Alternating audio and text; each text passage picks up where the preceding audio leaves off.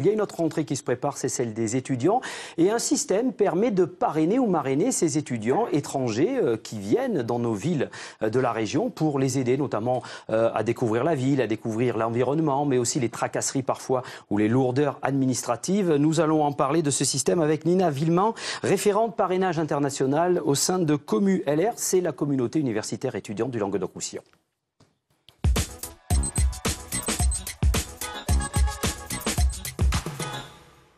Bonjour Nina. Bonjour. Alors je précise, vous êtes aussi étudiante en parallèle en coopération internationale. Alors comment est né ce système de parrainage ? Alors ce système est porté par la commune Languedoc-Roussillon Université et le Crous de Montpellier depuis 2011. Il a d'abord existé sur Montpellier puis s'est étendu aux villes de Nîmes et Perpignan depuis maintenant 3 ans. Il s'agit d'un dispositif... Il est aussi sur Toulouse, je crois, hein, aussi sur la partie Midi, pas encore ? Il n'est que dans ces 3 villes. D'accord. Voilà, c'est un autre système. Il va falloir y penser côté Midi-Pyrénées, d'accord. Donc le parrainage international, qu'est-ce que c'est ? Il s'agit d'un dispositif gratuit d'accueil personnalisé basé sur le bénévolat, dont le but est d'accueillir, d'accompagner, de guider des étudiants étrangers nouvellement arrivés sur Montpellier, Nîmes ou Perpignan par des étudiants bénévoles que l'on appelle les parrains ou marraines. Quand on dit gratuit, c'est-à-dire que ce n'est pas payant pour les étudiants étrangers et les parrains et marraines ne sont pas rétribués ou rémunérés. Tout à fait. D'accord. Alors, c'est parti d'un constat, ça ? C'est parti d'un constat comme quoi, par exemple, les étudiants étrangers étaient un petit peu perdus ou... Oui, le constat est que Montpellier est une ville cosmopolite et qui accueille chaque année de nombreux étudiants internationaux. Et il est vrai qu'il est difficile pour un étudiant étranger de comprendre le système français, toutes ces démarches administratives. Donc c'est pour cela qu'on a créé ce dispositif pour les accueillir en Occitanie et leur permettre une intégration réussie. Comment vous les choisissez, ces étudiants ? C'est-à-dire, comment vous les recrutez d'abord ? Vous leur faites savoir qu'il y a ce système. Et ensuite, comment vous les choisissez ? Alors, tout d'abord, il y a une promotion du dispositif grâce à une campagne d'affichage. On distribue des flyers dans les lieux fréquentés par les étudiants. Il y a de la promotion via la radio, via les journaux. Et ensuite, il y a quelques conditions pour être parrain ou marraine. On demande aux parrains d'être étudiants depuis au moins 1 an sur Montpellier, Nîmes ou Perpignan. Ce qui leur permet de peut-être mieux connaître la ville pour pouvoir les accueillir plus facilement.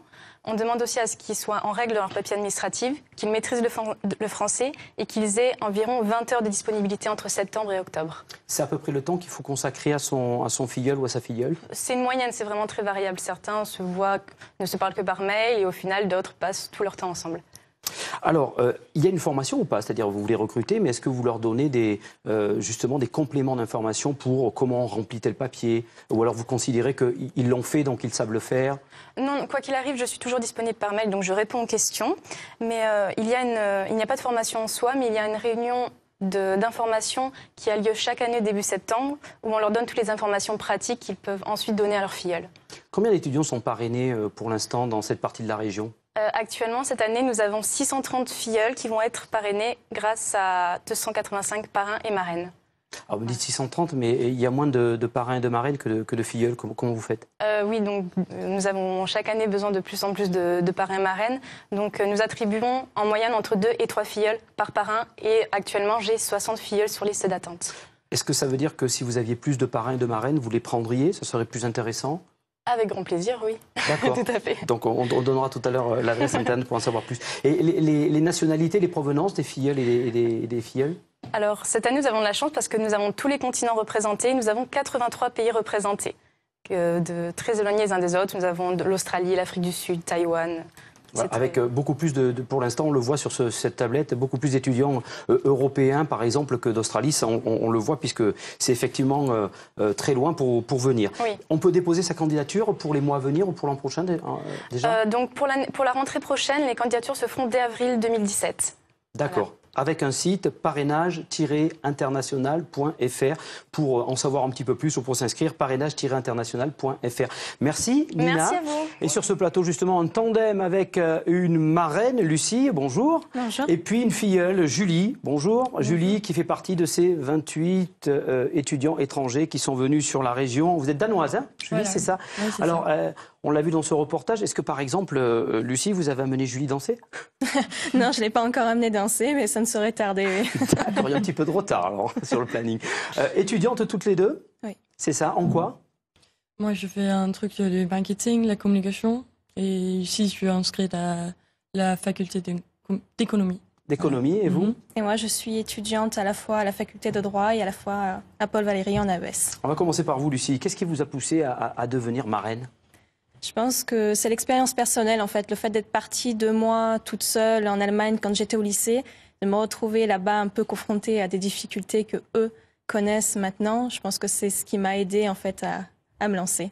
Et là-bas, il n'y avait pas de système de parrainage ou de marrainage? Non. Non, ça n'existait pas, du moins pas à ce moment-là. Donc vous avez vu un petit peu ce que ça fait de se retrouver tout seul dans un pays étranger, une ville qu'on ne connaît pas, avec des papiers à remplir. Exactement. C'est ça. Donc vous avez vu une affiche et vous êtes allé voir le Commu LR, c'est ça? C'est ça. En fait, je me suis rendue sur le site internet tout de suite. Et j'ai lu l'introduction et j'ai vu que c'était un très très beau projet. Donc je me suis inscrite tout de suite, en fait. Julie, vous m'avez raconté que ce n'est pas la première fois que vous venez en France, vous étiez en Bretagne déjà. Hein? Voilà, il y a 5 ans à peu près. Sans système non plus de parrainage et d'accueil? Non, mais on avait un autre système parce que j'avais 15 ans, donc il faut au moins avoir quelqu'un. Voilà, mais c'était pas un système de parrainage. Non. Alors, racontez-moi comment ça s'est passé. D'abord, est-ce que vous avez un contact avant d'arriver, par mail, par téléphone, par Skype? Ouais, là, Lucille, elle m'a écrit un email pour me dire bonjour. Et, se présenter? Voilà, se présenter, demander quand est-ce que je vais venir. Donc vous arrivez à l'aéroport de Montpellier ou à la gare, elle est là, elle vous accueille? Voilà. Qu'est-ce que vous avez fait la première journée? On a trouvé mon appartement et pour m'installer un peu, puis on est allé manger un petit truc. Donc elle vous a aidé à aménager? Emménager dans l'appartement, c'est ça? Elle vous a fait découvrir la ville? Oui, un peu. La première journée, on est allé un peu à la ville, se promener un peu. Voilà. Concrètement, elle n'aurait pas été là. Vous pensiez que vous auriez eu des difficultés sur quel plan, dans quelle matière? En tout, un peu. Parce qu'elle m'a beaucoup aidé avec les papiers. En France, il y a beaucoup de papiers. Voilà. Beaucoup plus que chez vous? Ouais. D'accord. Lourdeur administrative française, d'accord, ça revient régulièrement. On est censé avoir simplifié hein, il y a quelques années, mais bon, on est censé. D'accord. Ça existe au Danemark, ce type de parrainage, chez vous? Ouais, on a un truc, le Buddy Program. C'est à peu près la même chose, là. D'accord.